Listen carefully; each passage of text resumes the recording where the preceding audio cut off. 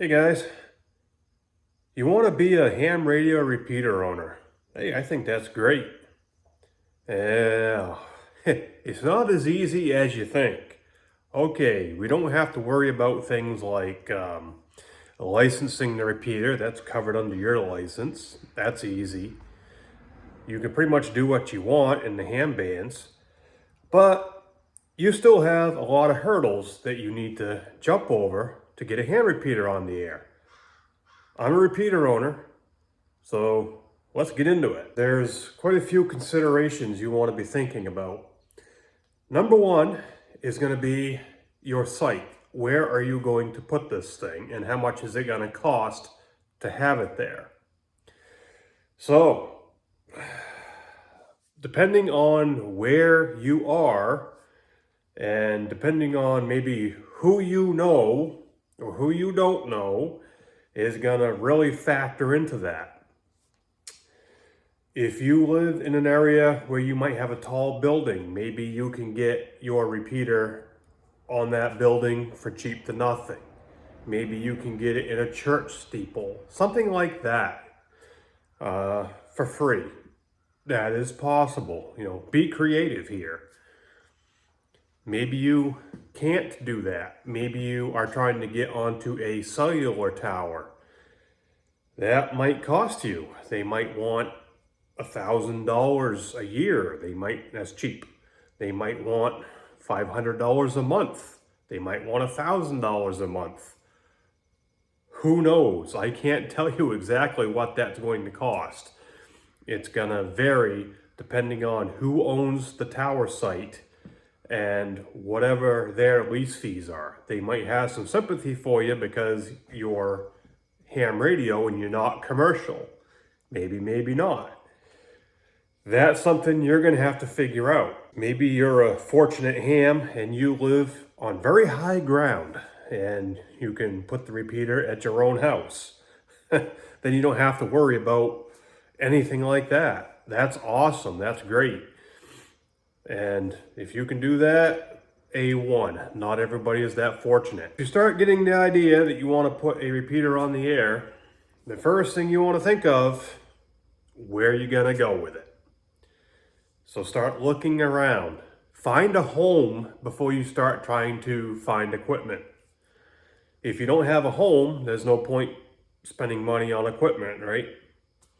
So check out maybe with your county, state, whatever, public safety towers. Maybe you can get on there for dirt cheap to nothing, being amateur radio. Explore, look around, and secure your site. If you're going to pay for it, don't have to pay for it, whatever. Figure that out, get that squared away. Once you have your site determined, now you got to figure out what type of repeater you want to put on the air. Your next decision, what band are you going to be in? Are you going to be in 6 meters? That's going to be expensive because you're going to need a massive set of cavities, of duplexers, to make that work. You're going to need a lot of room in the transmitter shack to fit all that. Those things are big. And I don't know how sites are set up. Everybody's going to be different, but they might want to charge you more for more space taken up. Or they might just physically not be room to put in duplexers that are literally this freaking tall and this big around, and there's 4 of them. Depending on where you live is going to make a big determination on what band you're in. 2 meters, it's a popular band, right? Well, you might be in an area where you just cannot get a 2-meter pair. There could be a waiting list for years, and there could be 10 or 12 people, 6 people ahead of you waiting for coordination on 2 meters. You're going to the bottom of the pile. And that's just the way it is. New England, southern New England, southern Maine, New Hampshire, 2 meters is pretty well jammed full. There is nothing available. Up here where I'm at, oh yeah, we get all kinds of room in 2 meters, no problem at all. Now there's other bands that are available. I mean, you can get up in 440, no problem. You can get in 220 and so on. and put repeaters in there. There's all kinds of space. So you're going to need to research that for your area. Where can you get room in the spectrum to put a repeater? Don't go buy a bunch of stuff for 2 meters and then find out, oh crap, I can't put the thing on here because there's no room for it. That would really suck, wouldn't it? All right, so your site, your location, get that nailed down first. Then figure out your band. Those are your top 2 things. Now you're going to start figuring out what you're going to do for equipment. Now, the cool thing with ham is we're not stuck in this narrowband mandate like Land Mobile is, public safety. You know, they have to run 12.5K on analog. We don't. We run it on digital. You have to run it on digital. But if you want to conjure up an old Motorola MyCore and use that, or an old Centaur, old GE Master 2, anything like that, or you want to build your own repeater out of an old GM 300, you are free to do that and run it wideband on 25 kilohertz. So you can build your own repeater. You can homebrew it. That is great. That is excellent.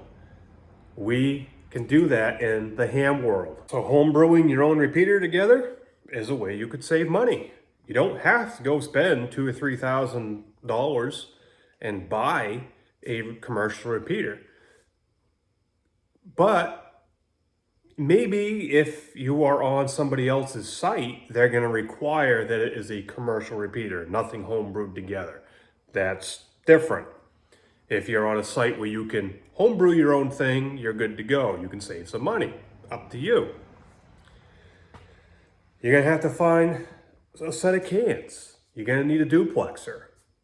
Unless you split antennas and have a receiver antenna and a transmitter antenna, which is going to be more cost, more mounting hardware, more transmission line, more lightning protection, and more install. We'll get to install. So those are your 2 ways. You either do it with 2 antennas and set it up like that, or you do it with a set of cans with 1 antenna. You're going to have a cost either way, right? But whatever you decide, you can start getting things together. Find a set of used cans.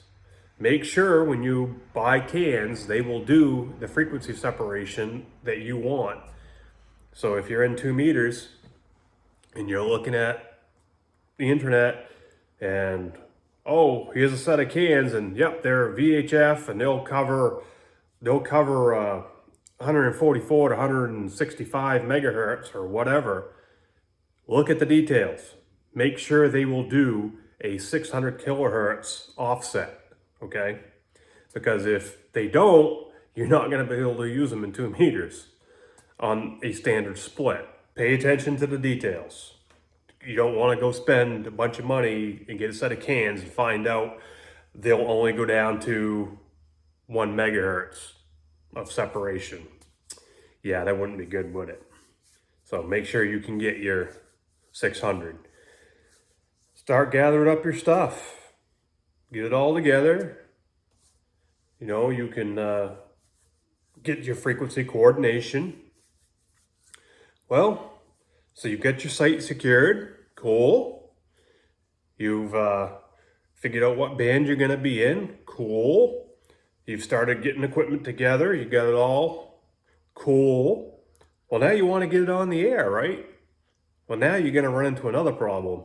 More likely than not, you're not going to be able to go put this antenna on the tower by yourself. Or the average ham, oh yeah, I got a harness, I can go put that up there for you. No can do.